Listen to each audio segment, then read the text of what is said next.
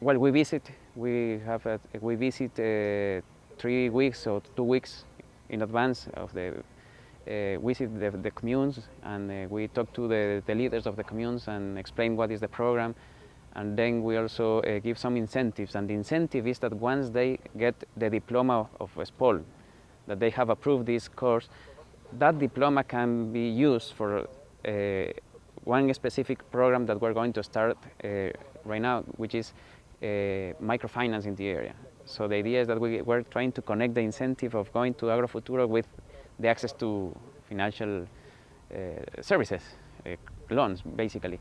So the idea is that this diploma can be the access to get financial. That is a very strong, here in Ecuador, very strong anchor, let's say, to get the students and involved in this project.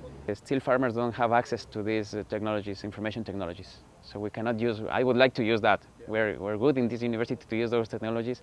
Actually, with our students, we use every process here in the university, registration, everything is digital through web pages, but we cannot do that in the field. They don't have access to this technology yet.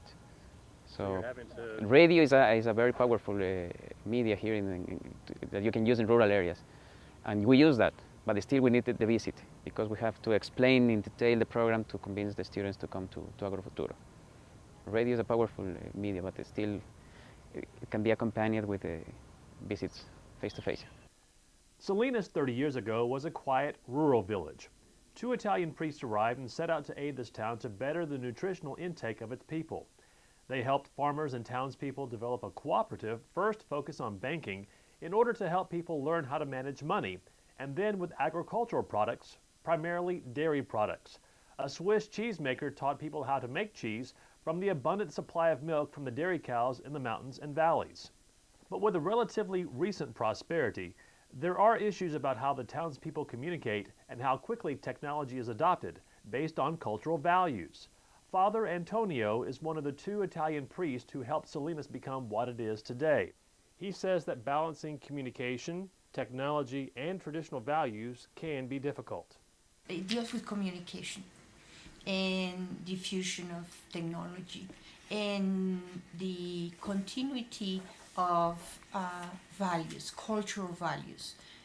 Being that there is so much being introduced into this community and so many changes in even new ways of thinking, and not all communities, because it's not just one sole community, there's several communities, and sometimes one community adopts something much faster than the other. Therefore, there are different levels.